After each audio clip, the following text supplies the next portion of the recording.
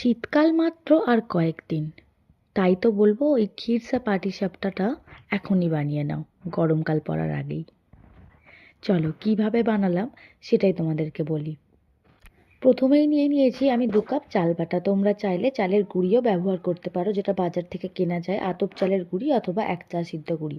তারপরে দিয়ে দিয়েছি সেই একই কাপের মাপে 1 কাপ ময়দা, আর দিয়ে দিয়েছি 4/1 ভাগ সুজি, দিয়ে দিয়েছি 1 কাপের একটু কম গুড়, দিয়ে দিয়েছি আর দিয়ে দিয়েছি পরিমাণ মতো নুন। তারপরে আমি ব্যাটারটা গুলবো কিন্তু দুধ দিয়ে।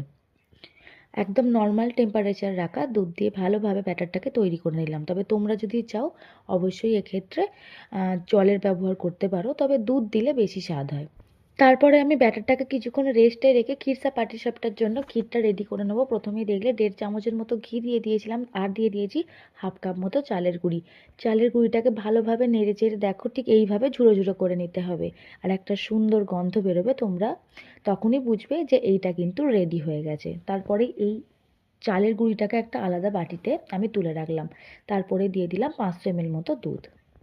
তোমরা চাইলে অবশ্যই দুধের পরিমাণ বাড়াবে যতটা পাটিসাপটা করবে সেই হিসেবে। তারপরে দেখো 6 থেকে 7 চামচ মতো গুঁড়ো দুধ দিয়ে দিলাম, মানে আমুল দুধ। অবশ্যই আমুল দুধ দেওয়ার চেষ্টা করো, এতে স্বাদটা খুব ভালো আসে, জানো তো। তারপরে দুধটা বেশ খানিকটা ফুটে কমে গেছে। তারপরে দিয়ে দিচ্ছি আমি চালের গুঁড়িটা, একটু দুধ দিয়ে গুলে নিয়েছিলাম, তারপরে চালের গুঁড়িটা দিয়ে দিলাম। দিয়ে সঙ্গে সঙ্গে কিন্তু মিক্স করে নিতে হবে, মানে দেখতেই পাচ্ছ খুন্তিটা ঠিক এইভাবে ঘুরিয়ে নিতে হবে। আর দিয়ে দিয়েছিলাম অল্প নারকেল কুড়ো। তোমরা এটা চাইলে নাও দিতে পারো, অ্যাভয়েড করতে পারো, বাট আমি দিয়েছিলাম। দিয়ে ভালোভাবে দেখো একটু আঠা আঠা করে আমি কিন্তু গ্যাসের ফ্লেমটা অফ করে দিয়েছি। গ্যাসের ফ্লেমটা অফ করে দেওয়ার পর আমি এতেও দিয়ে দিয়েছিলাম ওই 1/2 কাপের একটু বেশি পরিমাণে গুড়। তোমরা যদি একটু বেশি মিষ্টি খাও তাহলে গুড়ের পরিমাণটা অবশ্যই বাড়াতে পারো, আর এখানে কিন্তু তোমরা চিনিরও ইউজ করতে পারো।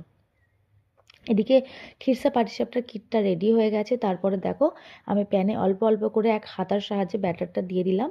ব্যাটারটা দেওয়ার কিছুক্ষণের মধ্যেই দেখবে এটা হয়ে এসেছে, তারপরেই কিন্তু আমি ক্ষীরটা দিয়ে দিয়েছিলাম।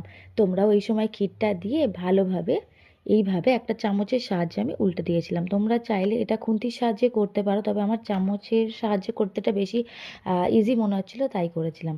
ঠিক এইভাবেই এত সহজ পদ্ধতিতে আমি সুন্দর ক্ষীরসা পাটিসাপটা বাড়িতেই তৈরি করে নিয়েছিলাম। অবশ্যই তোমরা বাড়িতে অবশ্যই একবার ট্রাই করো। আর তোমরা দেখেই বুঝতে পারছো কতটা টেস্টি হয়েছে, যা লোভনীয় হয়েছিল না, মানে জাস্ট দারুণ হয়েছিল। আর কত সহজে উঠে যাচ্ছে সেটাও দেখে বুঝতে পারছো, কড়াই কিন্তু একটুকু লাগছে না। এত সহজ পদ্ধতিতে আমি অনেকগুলো ক্ষীরসা পাটিসাপটা রেডি করে নিয়েছিলাম। তোমরা বাড়িতে অবশ্যই একবার ট্রাই করো। আর যদি তোমাদের ভিডিওটা ভালো লাগে তাহলে অবশ্যই একটা